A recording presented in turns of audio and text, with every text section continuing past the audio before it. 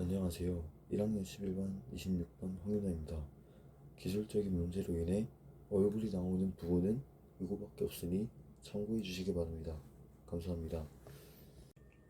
안녕하세요. 치명적인 해킹 제로데이 공격이라는 주제에 대해 발표할 1학년 11반 26번 황윤아입니다. 우선 목차입니다.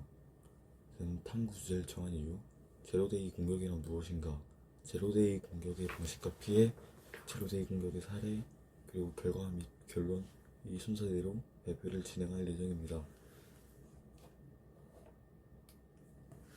먼저 탐구 주제를 정한 이유입니다.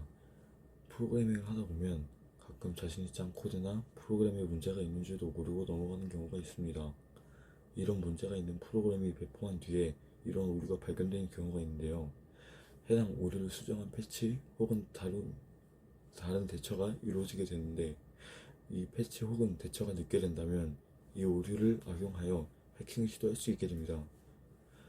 제로데이 공격이란 이 오류가 발견된 날 개발자들이 공격을 막을 시간이 단 0일이라는 뜻에서 유래하였으며, 패치나 대처가 이루어지기 전에 이 취약점을 통해 공격을 하는 행위를 말합니다. 이렇게 치명적인 제로데이 공격을 방어하는 방법을 탐구하고 싶어서 이 주제를 정했습니다. 다음, 제로데이 공격이란 무엇일까요? 제로데이 공격은 개발자들이 알아차리지 못한 취약점, 그러니까 이를 제로데이 취약점이라 합니다.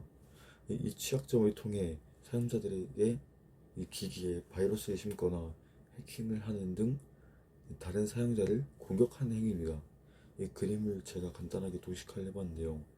이게 문제가 있는 네트워크 프로그램 플러그인이 이 취약점이 발견이 되게 돼서 이 기기에서 좀 문제가 생길 수 있다, 이런 거를 뜻한 이 도식화를 해봤습니다. 제로데이 공격이 이루어지는 방식입니다. 그럼 첫 번째로 악성 코드 삽입이 있습니다. 제로데이 취약점을 통해 시스템이나 소프트웨어에 악성 코드를 삽입하고 이 악성 코드를 실행시켜서 컴퓨터나 이제 핸드폰 같은 기기를 망가뜨리는 그런 게 있고요. 두 번째로는 브라우저 기반 공격입니다.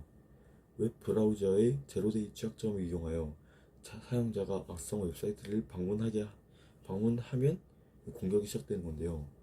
이제 플래시, 자바스크립트 같은 플러그인이 제로데이 공격에 노출되는 경우가 많습니다. 그리고 세 번째로 네트워크 기반의 공격이 있습니다.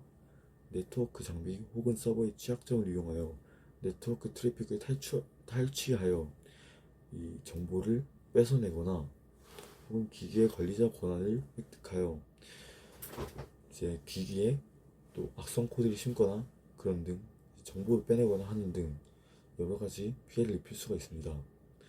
그리고 마지막으로 운영체제의 취약점을 공격하는 방법이 있는데요.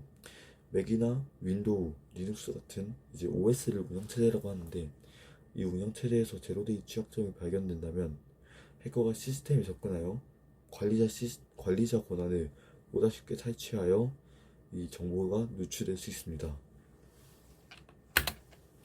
이제 각 방식을 알아보았는데요. 이제 이 피해 양상을 좀 알아보자면, 우선 악성 코드 삽입입니다. 해커가 기기를 제어하거나 정보를 탈취할 수 있다. 그리고 기기가 좀 추가적으로 망가질 수가 있고요. 그 브라우저 기반 공격, 악성 코드 삽입과 같이 기기를 제어하거나 정보를 탈취할 수 있습니다. 근데 브라우저 기반 공격은 아무래도 웹이다 보니까 웹상에서 로그인한 정보, 그런 좀 민감한 정보를 좀 더 많겠죠. 그런 게 탈취될 수 있다는 아주 위험한 그게 있습니다. 그리고 네트워크 기반 공격, 사용자의 정보를 유출하거나 순간적으로 기기의 트래픽을 높여서 기기를 마비시키는 디도스와 같은 공격을 당할 수 있습니다. 이제 제로데이 공격의 대표적인 사례를 말씀드리겠습니다. 첫 번째로는 인터넷 익스플로저입니다. 2008년 당시 마이크로소프트에서 최신 버전이던 인터넷 익스플로러 7에서 사용자를 원격 제어할 수 있는 제로데이 취약점이 발견되었었는데요. 이 마이크로소프트에서 직접 좀 확인을 해보니까 인터넷 익스플로러 7뿐만 아니라 그 당시 지원하던 모든 버전의 인터넷 익스플로러에서 이 취약점이 발견이 되었습니다.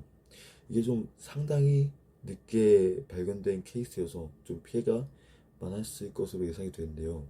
그 이때 원격 프로그램을 다른 사람의 기기에서 제어하고 그렇게 실행할 수 있는 좀 그런 취약점이 이 인터넷 익스플로러의 제로데이 취약점이었고요. 두 번째 사례로는 줌이 있습니다. 코로나 사태로 인해 많은 직장 및 학교 등이 일상생활에서 비대면화가 이루어지던 당시에 화상회의 프로그램인 줌의 사용량이 급증하였었는데요. 그러나 이 줌에서 원격 코드를 실행하여 다른 사용자를 제어할 수 있는 취약점이 발견되었습니다. 이제 사진을 보시면 트위터에 이 줌을 통해 해킹을 했던 그런 사진이 올라온 것을 확인할 수 있고요. 그렇다면 이 제로데이 공격을 막거나 피하는 방법이 무엇이 있을까요? 지속적인 보안 패치와 업데이트 적용이 우선 첫 번째입니다. 제로데이 취약점이 개발자들에게 발견이 된다면 빠르게 패치 버전이 올라오게 되는데요. 이때 개인이 직접 다운로드해서 적용을 하거나 아니면 자동 업데이트 기능을 사용하여서 이 제로데이 취약점이 좀 발생하지 않도록 그렇게 방지를 할 수 있습니다.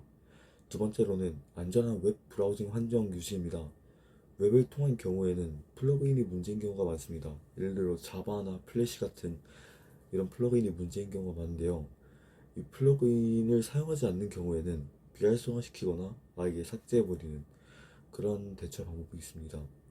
세 번째로는 취약점 관리 및 모니터링입니다.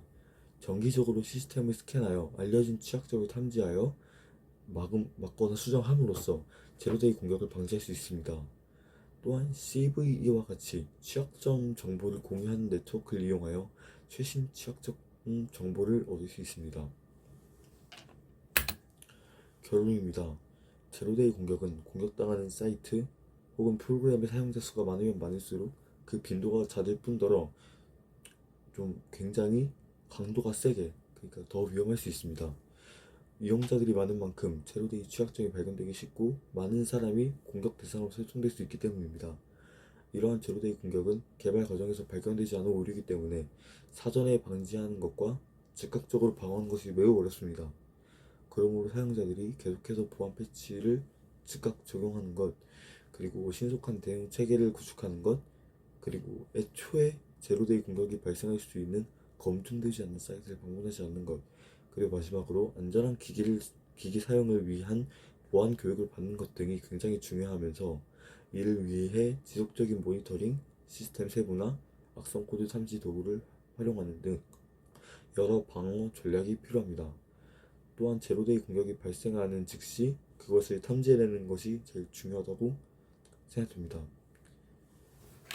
감사합니다.